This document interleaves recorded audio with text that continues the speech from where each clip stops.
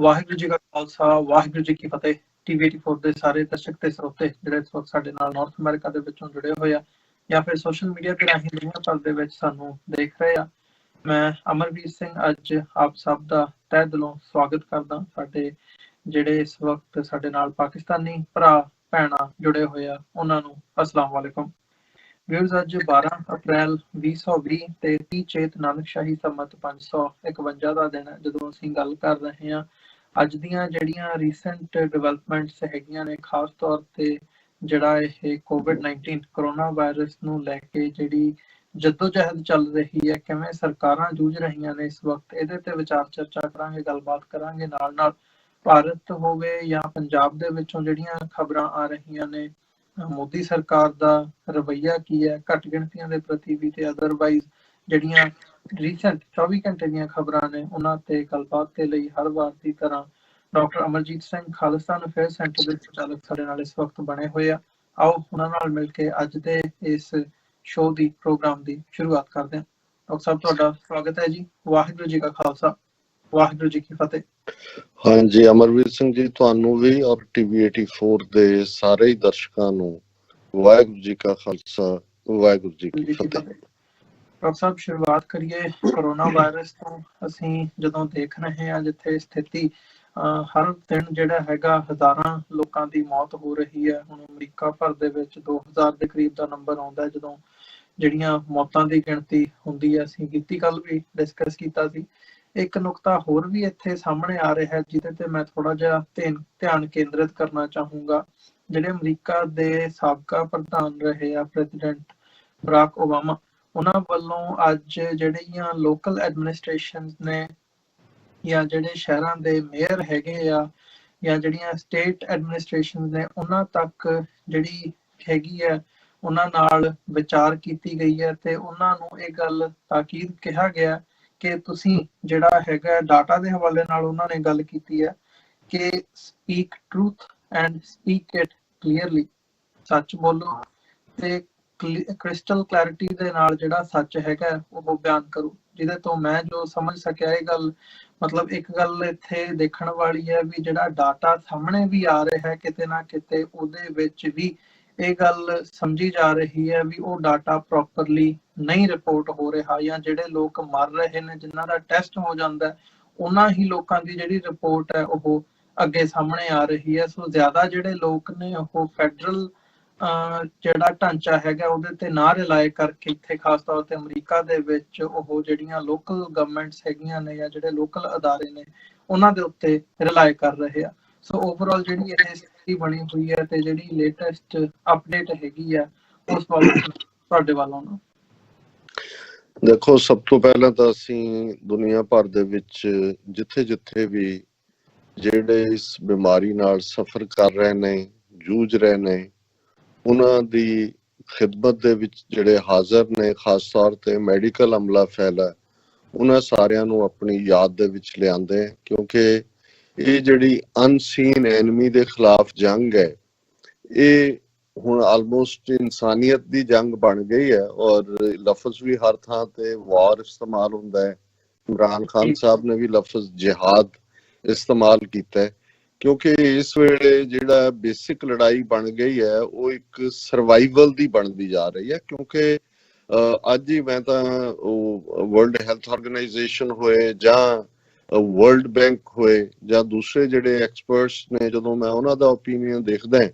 ਅੱਜ ਹੀ world health organisation ਦੇ ਹਵਾਲੇ ਨਾਲ ਸੀ ਕਿ ਇਹ ਜਿਸ ਤੇਜ਼ੀ ਦੇ ਨਾਲ ਔਰ ਉਹਦੇ ਚ ਈਵਨ ਜੌਨ ਹੌਪਕਿੰਸ ਯੂਨੀਵਰਸਿਟੀਜ਼ ਦੇ ਸਪੈਸ਼ਲਿਸਟ ਔਰ ਸਿੰਗਾਪੁਰ ਯੂਨੀਵਰਸਿਟੀ ਨਾਲ ਸੰਬੰਧਿਤ ਕਿ ਜਿਵੇਂ ਇਸ ਦਾ ਸਪਰੈਡ ਹੈ, ਇਸ ਦਾ ਇੱਕ ਐਪੀਸੈਂਟਰ ਨਹੀਂ ਰਹੇਗਾ ਵੀ ਪਹਿਲਾਂ ਇਹਦਾ ਐਪੀਸੈਂਟਰ ਚਾਈਨਾ ਸੀ, ਚਾਈਨਾ ਤੋਂ ਇਹ ਮੂਵ ਹੋਇਆ ਔਰ ਫਿਰ ਯੂਰਪ ਦੇ ਵਿੱਚ ਬਣਿਆ, ਹੁਣ ਜਿਹੜਾ ਇਹ ਐਪੀਸੈਂਟਰ ਇਸ ਵੇਲੇ ਅਮਰੀਕਾ ਦੇ ਵਿੱਚ ਹੈ ਔਰ ਇਹ ਸ਼ਿਫਟਿੰਗ ਐਪੀਸੈਂਟਰ ਹੋਏਗਾ ਨੈਕਸਟ ਜਿਹੜਾ ਹੈ ਇਹ ਈਸਟ ਏਸ਼ੀਆ ਜਾਂ ਸਾਊਥ ਏਸ਼ੀਆ, ਜਿਸ ਦਾ ਜ਼ਿਕਰ ਇਸ ਰਿਪੋਰਟ ਖਾਸ ਤੌਰ ਤੇ ਕੀਤਾ ਗਿਆ ਔਰ ਉਹਦੇ ਚ ਇੰਡੀਆ ਪਾਕਿਸਤਾਨ ਦੋਨਾਂ ਦਾ ਹੀ ਹਵਾਲਾ ਖਾਸ ਤੌਰ ਤੇ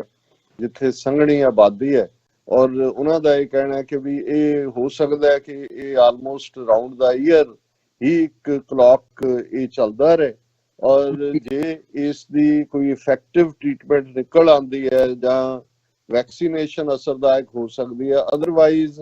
ਇੰਨੇ ਕੁ ਲੋਕ ਇਸ ਤੋਂ ਸਫਰ ਕਰਦੇ ਚਲੇ ਜਾਣਗੇ ਕਿ ਇਸ ਨੂੰ ਦੇ ਲਈ ਮੈਡੀਕਲ ਵਰਲਡ ਦੇ ਵਿੱਚ ਇੱਕ ਲਫ਼ਜ਼ ਇਸਤੇਮਾਲ ਹੁੰਦਾ ਹੈ,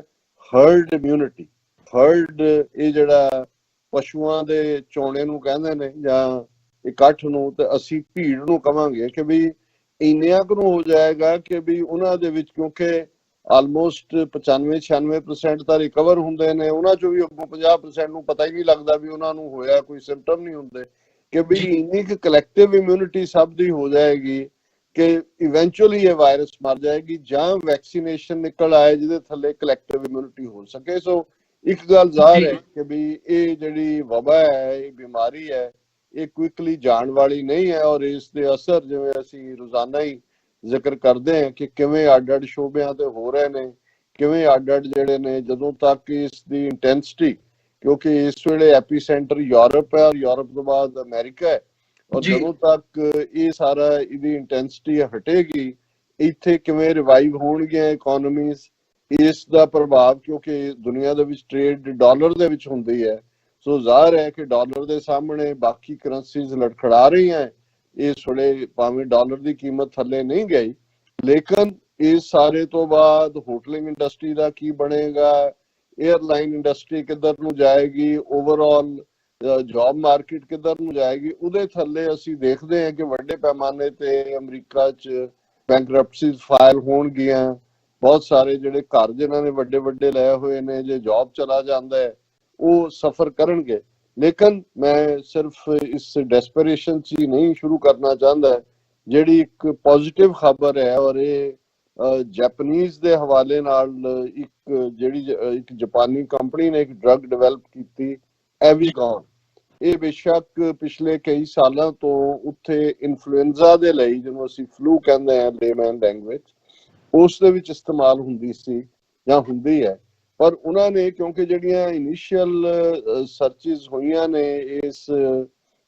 ਕਰੋਨਾ CD19 ਦੇ ਉੱਤੇ, ਉਹਦੇ 'ਚ ਜਿਹੜਾ ਹਿਊਮਨ ਸੈੱਲ ਦੇ ਵਿੱਚ ਇੱਕ DNA ਹੁੰਦਾ, ਇੱਕ RNA ਹੁੰਦਾ, ਰਿਬੋਜ਼ ਨਿਊਕਲਿਕ ਐਸਿਡ, ਕਿ ਇਹ ਜਿਹੜਾ ਵਾਇਰਸ ਹੈ ਇਹ RNA ਦੇ ਉੱਤੇ ਉਹਨੂੰ ਤੋੜਦਾ, ਉਹਦੇ ਉੱਤੇ ਕੰਮ ਕਰਦਾ, ਫਿਰ ਮਲਟੀਪਲਾਈ ਕਰਦਾ, ਮਿਊਟੀਲੇਟ ਹੁੰਦਾ। ਔਰ ਇਹ ਜਿਹੜਾ ਐਵੀਗਨ ਵਾਲਿਆਂ ਦਾ ਦਾਅਵਾ ਹੈ, ਉਹਨਾਂ ਦੇ ਵੀ ਫਾਈਨਲ ਇਸ ਨੂੰ ਮਾਰਕੀਟਿੰਗ ਤੋਂ ਪਹਿਲਾਂ ਟ੍ਰਾਇਲ ਚੱਲ ਰਹੇ ਨੇ ਕਿ ਵੀ ਇਹ ਇਸ ਵਾਇਰਸ ਦੇ ਅਗੇਂਸਟ ਇਫੈਕਟਿਵ ਹੋ ਸਕਦਾ ਹੈ, ਕਿ RNA ਨੂੰ ਫਰਦਰ ਮਿਊਟੀਲੇਸ਼ਨ ਜਿਹੜੀ ਇਹਦੀ 3 ਟਾਈਮਸ ਵੀ ਹੁੰਦੀ ਹੈ ਉਹਨੂੰ ਰੋਕ ਸਕਦਾ। ਔਰ ਇਹ ਗੱਲ ਕਿਉਂਕਿ ਆਲਰੇਡੀ ਐਗਜ਼ਿਸਟਿੰਗ ਡਰੱਗ ਹੈ, ਆਲਰੇਡੀ ਪਹਿਲੇ ਟੈਸਟ ਅਵੇਲੇਬਲ ਨੇ, ਔਰ ਇਸ ਵੇਲੇ 20 ਦੇਸ਼ਾਂ ਦੇ ਵਿੱਚ ਇਸ ਐਵੀਗਨ ਡਰੱਗ ਨੂੰ ਲੈ ਕੇ ਇਹਦੀ ਇਫੈਕਟਿਵਨੈਸ ਨੂੰ ਟ੍ਰਾਇਲ ਜਿਹੜੇ ਨੇ ਉਹ ਸ਼ੁਰੂ ਹੋਏ ਨੇ, ਔਰ ਉਹਨਾਂ ਦੇ ਵਿੱਚ ਜਿਹੜਾ ਅਮਰੀਕਾ ਵੀ ਸ਼ਾਮਲ ਹੈ। ਔਰ ਅੱਜ ਦੀ ਨਿਊਜ਼ ਵੀਕ ਦੇ ਵਿੱਚ ਮੇਜਰ ਖਬਰ ਹੀ ਇਹ ਹੈ ਕਿ US to trial Japanese anti-flu drug Avigan for potential coronavirus treatment। ਸੋ ਇਹਨੂੰ ਪੋਟੈਂਸ਼ੀਅਲ ਟ੍ਰੀਟਮੈਂਟ ਦੇ ਤੌਰ ਤੇ ਦੇਖਿਆ ਜਾ ਰਿਹਾ ਹੈ। ਔਰ ਮੈਨੂੰ ਲੱਗਦਾ ਹੈ ਕਿ ਵੀ ਜਿਸ ਕਿਸਮ ਦੀ ਇਹਦੀ ਇਨੀਸ਼ੀਅਲ ਰਿਸਰਚ ਹੈ ਜਾਂ ਜਿਹੜੀ ਇਹਦੀ ਇਫੈਕਟਿਵਨੈਸ ਹੈ, ਇਹ ਜਿਸ ਅੰਦਾਜ਼ ਹੁਣ ਇੱਥੇ ਇਨਸਿਸਟ ਕਰਕੇ ਪ੍ਰੈਜ਼ੀਡੈਂਟ ਟਰੰਪ ਨੇ ਹਾਈਡਰੋਕਲੋਰੋਕੁਇਨ ਖਵਾਣੀ ਸ਼ੁਰੂ ਕੀਤੀ ਹੈ, ਜਾਂ ਦੂਸਰੇ ਜਿਹੜੇ ਨੇ ਸੁਪਰਸਟੀਸ਼ੀਅਸ ਜੇ ਫਾਰਮੂਲੇ ਦੁਨੀਆ ਭਰ 'ਚ ਚੱਲ ਰਹੇ ਨੇ, ਜੇ ਇਹ ਇਸ ਦੀ ਇਫੈਕਟਿਵਨੈਸ ਜਿਹੜੀ ਹੈ ਉਹ ਫਾਈਨਲ ਟ੍ਰਾਇਲ 'ਚੋਂ ਨਿਕਲ ਆਉਂਦੀ ਹੈ ਤੇ ਇਹ ਇੱਕ ਰੇ ਆਫ ਹੋਪ ਹੋਏਗੀ, ਜਿਹਦੇ ਥੱਲੇ ਅਸੀਂ ਇਹ ਹੋਪ ਕਰ ਸਕਦੇ ਹਾਂ ਕਿ ਜਿਹੜਾ ਸਿਨੈਰੀਓ ਹੈ ਉਹ ਬਦਲ ਸਕਦਾ ਹੈ। ਸੋ ਬਾਕੀ ਜਿਹੜੀ ਕੁੱਲ ਮਿਲਾ ਕੇ ਦੁਨੀਆ ਦੇ ਵਿੱਚ ਇਹ ਸਾਰੇ ਦਾ ਲੇਟੈਸਟ ਗ੍ਰਾਫ ਹੈ, ਉਹਦੇ 'ਚ ਜ਼ਾਹਰ ਹੈ ਕਿਤੇ ਕਿਤੇ ਰੇ ਆਫ ਹੋਪ ਹੈ, ਕਿਤੇ ਕਿਤੇ ਪੋਜੀਸ਼ਨ ਉਸੇ ਤਰ੍ਹਾਂ ਬਰਕਰਾਰ ਹੈ ਤੇ ਕਿਤੇ ਥੋੜਾ ਬਹੁਤ ਡਿਕਲਾਈਨ ਹੈ, ਔਰ ਕਿਤੇ ਇਹ ਗ੍ਰਾਫ ਜਿਹੜਾ ਰਾਈਜ਼ ਵੱਲ ਜਾ ਰਿਹਾ। ਔਰ ਜਿਹੜੀ ਲੇਟੈਸਟ ਮੈਂ ਇਹਨਾਂ ਦੀ ਵਰਲਡ ਮੀਟਰਸ ਤੋਂ ਡਾਟਾ ਲੈਂਦਾ, ਔਰ ਕਈ ਵਾਰ ਸਾਨੂੰ ਕੁਝ ਸਾਡੇ ਵਿਊਅਰ ਕਹਿਣਗੇ ਕਿ ਜੀ ਨਹੀਂ ਕੇਸ ਇੰਨੇ ਨੇ। ਮੈਂ ਇਹੀ ਕਹਿਣਾ ਚਾਹੁੰਦਾ ਕਿ ਮੈਂ ਜਦੋਂ ਇਹ ਗੱਲ ਕਰ ਰਿਹਾ ਉਸ ਤੋਂ 5 ਮਿੰਟ ਬਾਅਦ ਜਿਹੜਾ ਲੌਗਇਨ ਕਰੇਗਾ, ਹੋ ਸਕਦਾ ਡੈਥਸ ਦੀ ਫਿਗਰ ਔਰ ਜਿਹੜੇ ਹੀਲ ਹੋਏ ਨੇ ਉਹਨਾਂ ਦੀ ਫਿਗਰ ਜਿਹੜੀ ਆ ਉਹ ਜ਼ਿਆਦਾ ਹੋਏ। ਸੋ ਇਸ ਲਈ ਇਹ ਇੱਕ ਬਿਲਕੁਲ ਐਗਜ਼ੈਕਟ ਇਹ ਨਹੀਂ ਹੈ ਵੀ ਜਿਹੜਾ ਅੱਜ ਫੈਕਟ ਕੋਟ ਹੋਇਆ ਉਹੀ ਹੁਣ ਘੰਟੇ ਬਾਅਦ ਵੀ ਹੋਏਗਾ। ਸੋ ਕੁੱਲ ਮਿਲਾ ਕੇ ਇਸ ਵੇਲੇ 1,08,37,800 ਜਿਹੜੇ ਕੁੱਲ ਕੇਸ ਦੁਨੀਆ ਭਰ ਦੇ ਵਿੱਚ ਸਾਹਮਣੇ ਨੇ, ਔਰ ਜਿਹੜੀਆਂ ਮੌਤਾਂ ਦੀ ਗਿਣਤੀ ਉਹ 1,13,320 ਹੈ। ਔਰ ਜਿਹੜੇ ਰਿਕਵਰ ਹੋਏ ਨੇ ਇਹਨਾਂ ਸਾਰੇ ਕੇਸਾਂ ਚੋਂ ਜਿਹੜਾ ਰੇਟ ਕਾਫੀ ਚੰਗਾ ਹੈ ਉਹ ਹੈ ਕਿ 4,21,515 ਜਿਹੜੇ ਨੇ ਉਹ ਫੁੱਲੀ ਰਿਕਵਰ ਹੋਏ ਨੇ। ਔਰ ਇਸ ਸਾਰੇ ਚੋਂ ਵੀ ਅਸੀਂ ਜਦੋਂ ਦੇਖਦੇ ਹਾਂ ਕਿ ਜਿਹੜੇ ਸੀਰੀਅਸ ਜਾਂ ਕ੍ਰਿਟੀਕਲ ਨੇ ਉਹ ਵੀ 50,763 ਉਹਨਾਂ ਦੀ ਗਿਣਤੀ ਹੈ। ਸੋ ਕੁੱਲ ਮਿਲਾ ਕੇ ਜੇ ਡੈਥਸ 1,13,320 ਨੇ ਤੇ ਅੱਗੋਂ ਵੀ 50,763 ਜਿਹੜੇ ਲਗਭਗ ਕੁੱਲ ਕੇਸਾਂ ਦਾ 4% ਬਣਦੇ ਨੇ ਉਹ ਇਸ ਵੇਲੇ ਸੀਰੀਅਸ ਹਾਲਤ ਦੇ ਵਿੱਚ ਨੇ। ਔਰ ਜਿਹੜਾ ਕੰਟਰੀ ਵਾਈਜ਼ ਬ੍ਰੇਕਡਾਊਨ ਹੈ ਉਹਦੇ ਵਿੱਚ ਅਮਰੀਕਾ ਅਜੇ ਉਸ ਬੜਤ ਦੇ ਵਿੱਚ ਹੀ ਹੈ, ਔਰ ਪਿਛਲੇ 24 ਘੰਟੇ ਚ 1,092 ਡੈਥਸ ਹੋਈਆਂ ਨੇ। ਸੋ ਇਸ ਤਰ੍ਹਾਂ ਕੁੱਲ ਡੈਥਸ ਅਮਰੀਕਾ ਦੇ ਵਿੱਚ 21,670 ਹੋ ਚੁੱਕੀਆਂ ਨੇ। ਟੋਟਲ ਜਿਹੜੇ ਕੇਸ ਆਏ ਉਹ 5,50,660 ਨੇ, ਔਰ ਉਹਨਾਂ ਚੋਂ ਜਿਹੜੇ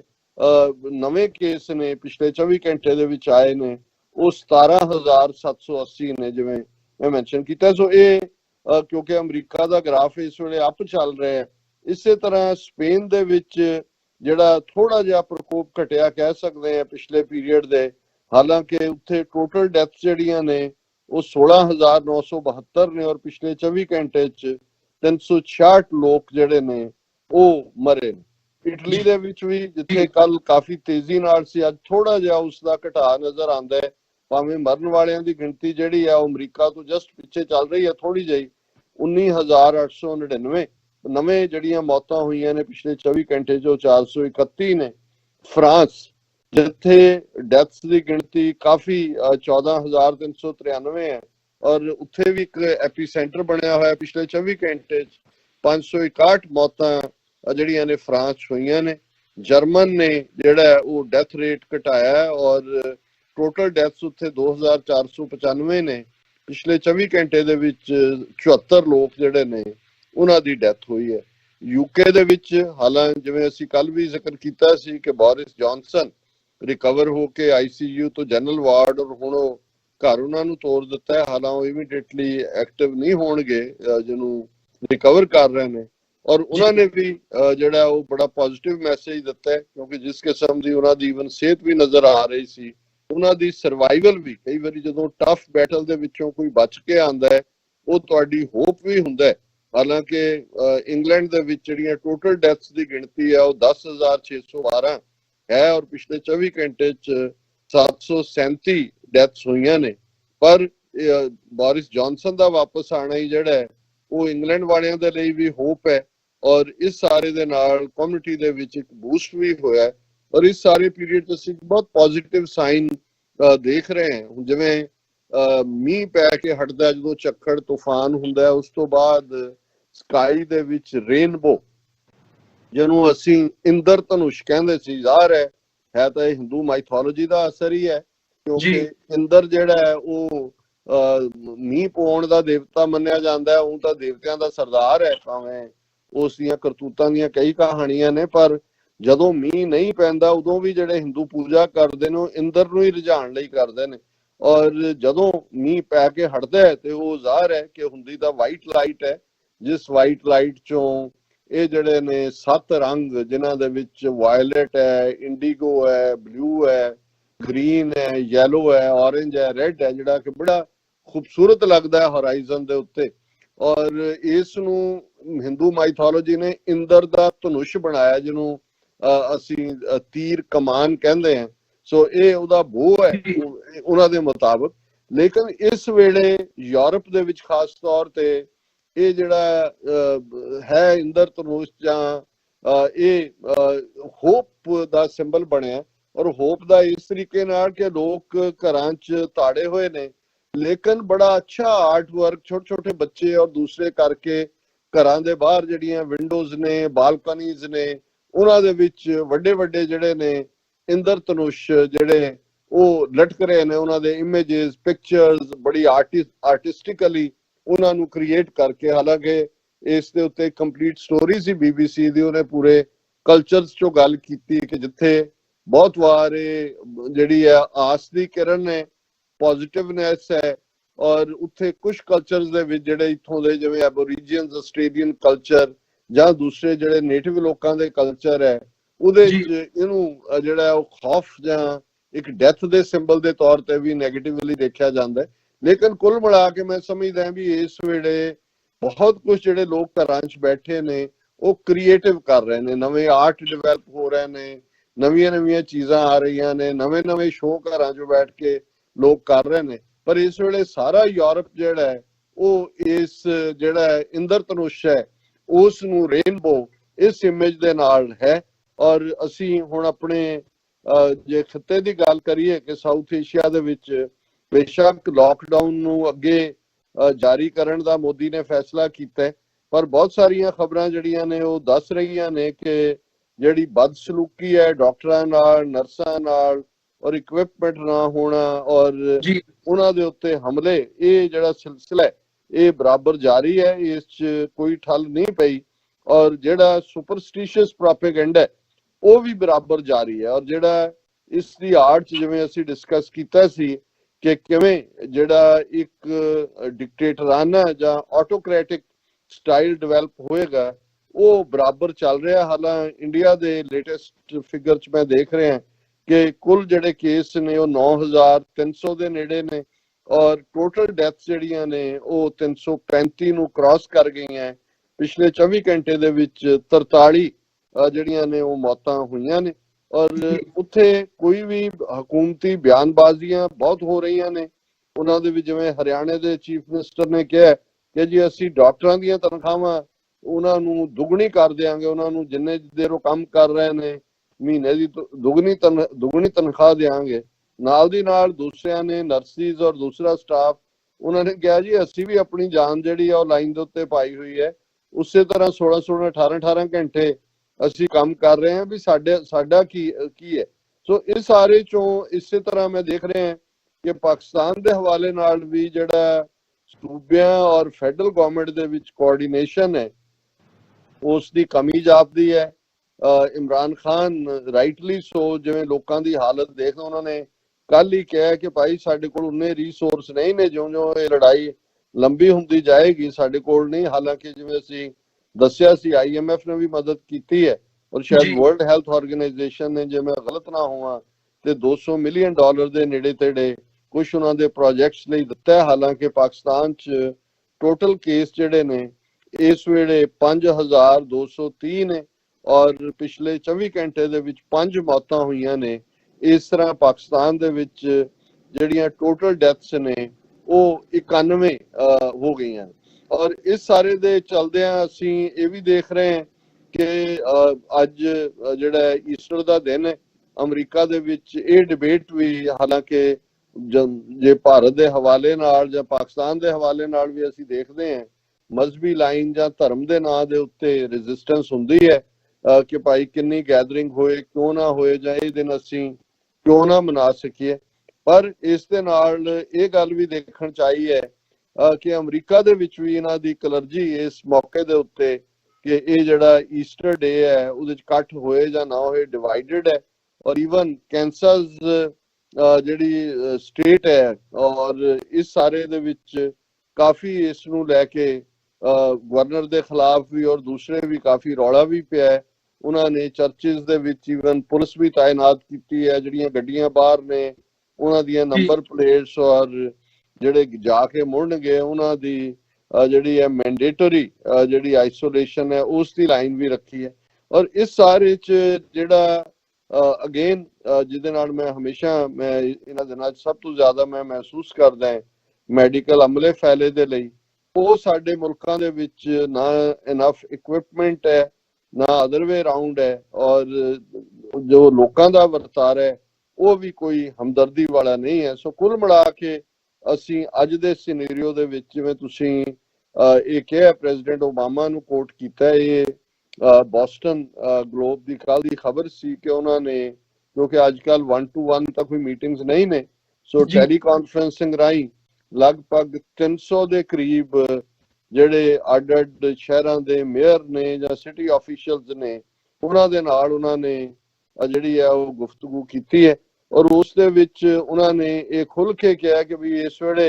ਤੁਹਾਡੇ ਸਾਹਮਣੇ ਇਹ ਡਿਊਟੀ ਹੈ ਕਿ ਭਾਈ ਤੁਸੀਂ ਸੱਚ ਬੋਲੋ ਔਰ ਜਿਹੜੇ ਫੈਕਟਸ ਨੇ ਉਹ ਸੱਚੋ ਸੱਚ ਬਿਆਨ ਕਰੋ, ਕਿਉਂਕਿ ਜ਼ਾਹਿਰ ਹੈ ਕਿ ਵੀ ਇਸ ਸਾਰੇ ਦਾ ਹਾਲਾਂਕਿ ਅਮਰੀਕਾ ਦੇ ਵਿੱਚ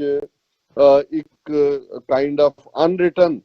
ਲਾਅ ਹੈ ਜਾਂ ਜਿਹੜੀ ਤੁਸੀਂ ਰਵਾਇਤ ਕਹਿ ਦਿਓ ਕਿ ਜਿਹੜੇ ਐਕਸ ਪ੍ਰੈਜ਼ੀਡੈਂਟ ਹੁੰਦੇ ਨੇ, ਪ੍ਰੈਜ਼ੀਡੈਂਟ ਜਿਹੜੇ ਜਿਨ੍ਹਾਂ ਦੀ ਟਰਮ 2 ਟਰਮਸ ਤੋਂ ਬਾਅਦ ਮੁੱਕ ਜਾਂਦੀ ਹੈ ਜਾਂ ਬੇਸ਼ੱਕ ਕੋਈ ਇੱਕ ਟਰਮ ਪ੍ਰੈਜ਼ੀਡੈਂਟ ਰਿਹਾ ਦੂਜੀ ਵਾਰੀ ਹਾਰ ਗਿਆ ਜਾਂ ਨਹੀਂ ਰਨ ਕੀਤਾ ਜੀ, ਉਹ ਜਿਹੜਾ ਕਰੰਟ ਪ੍ਰੈਜ਼ੀਡੈਂਟ ਹੁੰਦਾ ਹੈ ਉਹਦੇ ਬਾਰੇ ਕੋਈ ਨਾ ਪੱਖੀ ਗੱਲ ਨਹੀਂ ਕਰਦੇ। ਲੇਕਿਨ ਕਿਉਂਕਿ ਪ੍ਰੈਜ਼ੀਡੈਂਟ ਟਰੰਪ ਔਰ ਇਸ ਵੇਲੇ ਜਿਵੇਂ ਅਸੀਂ ਦੇਖ ਰਹੇ ਹਾਂ ਕਿ ਉਹਨਾਂ ਦੀ ਜਿਹੜੀ ਹੈ ਰੇਟਿੰਗ ਹੈ ਟਰੰਪ ਦੀ ਥੱਲੇ ਨੂੰ ਜਾ ਰਹੀ ਹੈ, ABC ਦਾ ਹੀ ਕੱਲ ਦਾ ਪੋਲ ਸੀ, ਉਹਦਾ ਇੱਕ ਵੱਡਾ ਕਾਰਨ ਅਮਰੀਕਨਾਂ ਨੂੰ ਇਹ ਲੱਗਦਾ ਹੈ ਕਿ ਵੀ ਇਸ ਮਾਮਲੇ ਦੇ ਉੱਤੇ ਕਰੋਨਾ ਵਾਇਰਸ ਜਿਹੜਾ ਡੇਂਜਰ ਹੈ ਇਸ ਬਾਰੇ ਜੇ ਅਮਰੀਕਨ ਪ੍ਰੈਜ਼ੀਡੈਂਟ ਇਹਨੂੰ ਸੀਰੀਅਸਲੀ ਲੈਂਦੇ 1.5 ਮਹੀਨਾ ਪਹਿਲਾਂ ਤੇ ਜਿੰਨੀਆਂ ਇਸ ਵੇਲੇ ਮੌਤਾਂ ਹੋ ਰਹੀਆਂ ਨੇ ਔਰ ਜਿੰਨਾ ਨੁਕਸਾਨ ਔਰ ਜਿੰਨੀ ਤਬਾਹੀ ਅਮਰੀਕਾ ਦੀ ਮਚੀ ਹੋਈ ਹੈ ਇਸ ਨੂੰ ਜਿਹੜਾ ਉਹ ਰੋਕਿਆ ਜਾ ਸਕਦਾ ਸੀ। ਇਸ ਲਈ ਜਿਹੜਾ ਈਵਨ ਪ੍ਰੈਜ਼ੀਡੈਂਟ ਓਬਾਮਾ ਦਾ ਮੈਸੇਜ ਆ, ਉਹਨਾਂ ਨੇ ਕੋਈ ਇਹ ਨਹੀਂ ਕਿਹਾ ਕਿ ਵੀ ਇਹ ਝੂਠ ਬੋਲ ਰਿਹਾ, ਪਰ ਇਹਦਾ ਮਤਲਬ ਇਹ ਹੈ ਕਿ ਭਾਈ ਜਦੋਂ ਉਹ ਕਹਿੰਦੇ ਨੇ ਕਿ former president Obama urges mayors to speak the truth as they battle corona virus, so ਇਹ ਮਤਲਬ ਹੈ ਕਿ ਭਾਈ speak the truth, speak it clearly, ਇਹ ਕੋਟ ਅਨਕੋਟ ਓਬਾਮਾ ਦਾ ਮੈਸੇਜ ਹੈ। ਔਰ ਉਹਨਾਂ ਨੇ ਇਸ ਸਾਰੇ ਦੇ ਵਿੱਚ ਕਿਹਾ ਕਿ ਵੀ the biggest mistake any of us can make in these situations is to misinform, particularly when we have requiring people to make sacrifices and take actions that might not be their natural inclination. ਉਹਨਾਂ ਨੇ ਕਿਹਾ ਕਿ ਵੀ ਅੱਜ ਜਦੋਂ ਅਸੀਂ ਉਹਨਾਂ ਲੋਕਾਂ ਨੂੰ ਜਿਹੜਾ ਲਾਈਨ ਆਫ ਫਾਇਰ 'ਚ ਖੜਾ ਕਰ ਰਹੇ ਹਾਂ, ਉਹ ਮੈਡੀਕਲ ਅਮਲਾ ਫੈਲਾ ਹੋਏ, ਐਮਰਜੈਂਸੀ ਹੋਣ, ਐਸੈਂਸ਼ੀਅਲ ਸਰਵਿਸਿਜ਼ ਹੋਣ, ਈਵਨ ਕਾਪਸ ਹੋਣ, ਤੇ ਉਹਨਾਂ ਨੇ ਕਿਹਾ ਵੀ ਜਦੋਂ ਅਸੀਂ ਇਹ ਚੈਲੰਜ ਕਰ ਰਹੇ ਹਾਂ ਫਿਰ ਸਾਡੇ ਜ਼ਿੰਮੇ ਵੀ ਇਹ ਹੈ ਕਿ ਅਸੀਂ ਸਿਚੁਏਸ਼ਨ ਬਾਰੇ ਕੋਈ ਮਿਸਟੇਕ ਨਾ ਕਰੀਏ,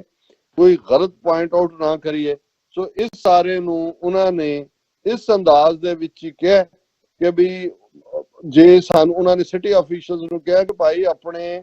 ਆਲੇ ਦੁਆਲੇ ਆਪਣੇ ਚੰਗੇ ਐਡਵਾਈਜ਼ਰ ਰੱਖੋ, ਔਰ ਉਹਨਾਂ ਦੀ ਕੋਟ ਹੈ the more smart people you have around you and the less embarrassed you are to ask questions, the better your response is going to be. ਔਰ ਇਹ ਵੀ ਕਿਤੇ ਨਾ ਕਿਤੇ ਜਿਹੜਾ ਹੈ ਉਹ ਚੋਟ ਵੀ ਹੈ ਟਰੰਪ ਦੇ, ਔਰ ਇਹ ਬਿਲਕੁਲ ਇਹ ਸ਼ਾਇਦ ਕਿਸੇ ਬਹੁਤ ਸ਼ਾਇਦ ਉਹਦਾ ਕੋਟ ਹੈ ਬੜੇ ਸਿਆਣੇ ਕਿਸੇ ਬੰਦੇ ਦਾ, ਜਿਹਦੇ ਚ ਉਹਨੇ ਕਿਹਾ ਕਿ most smart person is who has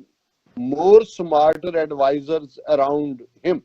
ਕਿ ਜਿਹੜਾ ਆਪਣੇ ਨਾਲ ਆਪਣੇ ਤੋਂ ਵੀ ਸਮਾਰਟ ਐਡਵਾਈਜ਼ਰ ਰੱਖਦਾ ਹੈ ਉਹ ਸਭ ਤੋਂ ਜ਼ਿਆਦਾ ਜਿਹੜਾ ਸਿਆਣਾ ਬੰਦਾ ਹੁੰਦਾ ਹੈ। ਔਰ ਮੈਂ ਦੇਖਦਾ ਕਿ ਜਦੋਂ ਜੂਨੀਅਰ ਬੁਸ਼ ਜਿਹੜੇ ਨੇ ਉਹ ਪ੍ਰੈਜ਼ੀਡੈਂਟ ਬਣੇ, ਕਿਉਂਕਿ ਉਹਨਾਂ ਦਾ ਕੋਈ ਟਰੈਕ ਰੈਕਡ ਨਹੀਂ ਸੀ ਔਰ ਕੋਈ ਐਵਰੇਜ ਥਿੰਕਿੰਗ ਪੈਟਰਨ ਵੀ ਸੀ, ਫੋਰਨ ਪਾਲਿਸੀ ਹੋਏ ਅਦਰਵਾਈਜ਼ ਵੀ ਕੋਈ ਨਹੀਂ ਸੀ ਪਤਾ, ਔਰ ਬਹੁਤਿਆਂ ਨੂੰ ਲੱਗਦਾ ਸੀ ਕਿ ਵੀ ਇਹ ਕਿਵੇਂ ਰਨ ਕਰੇਗਾ ਪ੍ਰੈਜ਼ੀਡੈਂਸੀ। ਪਰ ਖੂਬਸੂਰਤੀ ਸੀ ਜੂਨੀਅਰ ਬੁਸ਼ ਦੀ ਕਿ ਜਦੋਂ ਉਹਨਾਂ ਨੇ ਆਪਣੇ ਐਡਵਾਈਜ਼ਰ ਅਨਾਉਂਸ ਕੀਤੇ, ਜਾਂ ਈਵਨ ਆਪਣਾ ਟੀਮਮੇਟ ਡਿਕ ਚੇਨੀ ਸੀ ਔਰ ਉਸ ਵੇਲੇ ਜੇਮਸ ਬੇਕਰ ਔਰ ਇਹ ਵੱਡੇ ਵੱਡੇ ਨਾਂ ਜਿਹੜੇ ਨੇ ਸਾਹਮਣੇ ਆਏ। ਔਰ ਇਸ ਤੋਂ ਪਹਿਲਾਂ ਅਸੀਂ ਰੀਗਨ ਤੋਂ ਵੀ ਪਹਿਲਾਂ ਪ੍ਰੈਜ਼ੀਡੈਂਟ ਨਿਕਸਨ ਦੇ ਪੀਰੀਅਡ 'ਚ ਦੇਖਦੇ ਹਾਂ ਕਿ ਨਿਕਸਨ ਖੁਦ ਵੀ ਬਹੁਤ ਸਮਾਰਟ ਪ੍ਰੈਜ਼ੀਡੈਂਟ ਸੀ, ਲੇਕਿਨ ਉਹਦਾ ਸੈਕਟਰੀ ਆਫ ਸਟੇਟ ਹੈਨਰੀ ਕਿਸਿੰਜਰ ਬਹੁਤ ਸਮਾਰਟ ਸੀ, ਜਿਹਨੇ ਜਾ ਕੇ ਚਾਈਨਾ ਦੇ ਨਾਲ ਜਿਹੜਾ ਬਿਲਕੁਲ ਸੰਬੰਧ ਟੁੱਟੇ ਸੀ ਉਹ ਵਾਇਆ ਪਾਕਿਸਤਾਨ ਜਾ ਕੇ ਡਿਵੈਲਪ ਕੀਤੇ। ਔਰ ਅਸੀਂ ਉਹਨਾਂ ਦੀਆਂ ਪ੍ਰੈਜ਼ੀਡੈਂਸੀਜ਼ ਭਾਵੇਂ ਨਿਕਸਨ ਡਿਸਗ੍ਰੇਸ ਹੋਇਆ ਵਾਟਰਗੇਟ ਦੇ ਥੱਲੇ, ਲੇਕਿਨ ਰੀਗਨ ਜਾਂ ਜਿਹੜਾ ਈਵਨ ਨਿਕਸਨ ਈਰਾ ਦੇ ਵੀ ਇਨੀਸ਼ੀਅਲ ਸਾਲ ਵਿਤਨਾਮ ਦੀ ਜਿਹੜੀ ਹੈ ਉਹ ਵਾਪਸੀ ਦੀ ਸ਼ੁਰੂਆਤ ਤੋਂ ਪਹਿਲਾਂ ਉਹ ਉਸ ਦਾ ਜਿਹੜਾ ਸਟੈਂਡ ਭਾਵੇਂ ਡਿਫਰੈਂਟ ਸੀ, ਲੇਕਿਨ ਨਿਕਸਨ ਨੂੰ ਵੀ ਇੱਕ ਭਾਵੇਂ ਉਹਨੇ ਰਿਜ਼ਾਈਨ ਕਰ ਦਿੱਤਾ ਨਹੀਂ ਤਾਂ ਇੰਪੀਚ ਹੋਣਾ ਸੀ, ਉਹ ਆਪਣਾ ਜ਼ੋਰ ਨਹੀਂ ਦਿਖਾ ਸਕਿਆ। ਲੇਕਿਨ ਜੂਨੀਅਰ ਬੁਸ਼ ਦੇ ਵੇਲੇ ਅਸੀਂ ਦੇਖਦੇ ਹਾਂ 9/11 ਦੀ ਘਟਨਾ ਵੀ ਹੁੰਦੀ ਹੈ, ਲੇਕਿਨ ਚੰਗੇ ਐਡਵਾਈਜ਼ਰਸ ਦੀ ਬਦੌਲਤ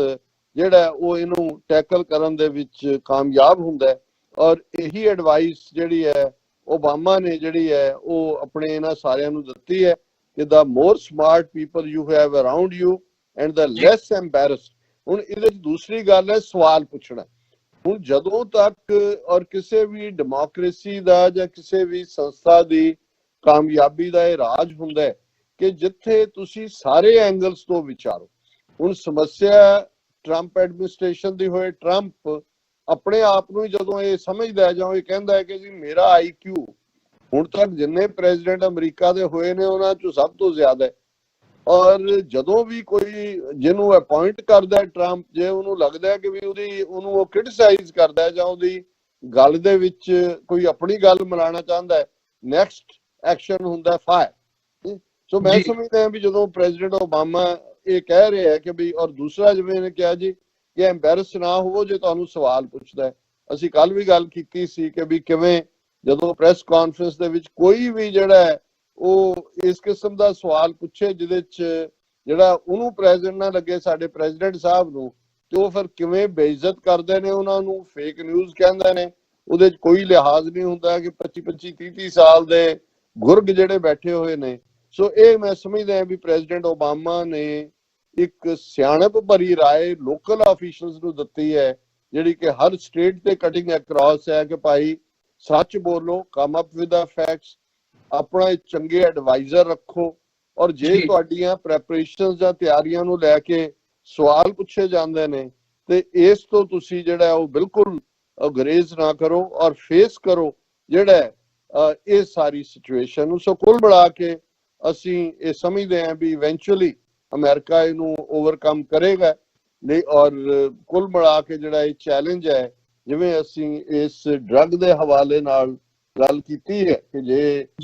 ਐਰੀਗਨ ਜਿਹੜੀ ਹੈ ਇਹ ਸਕਸੈਸਫੁਲ ਫਾਈਨਲ ਟ੍ਰਾਇਲ ਚ ਹੁੰਦੀ ਹੈ, 20 ਮੁਲਕਾਂ ਚ ਆਪਣੇ ਲੈਵਲ ਤੇ ਇੰਡੀਪੈਂਡੈਂਟਲੀ ਇਸ ਨੂੰ ਫਾਈਨਲੀ ਟੈਸਟ ਕੀਤਾ ਜਾ ਰਿਹਾ, ਤੇ ਇਹ ਮੈਂ ਸਮਝਦਾ ਵੀ ਇੱਕ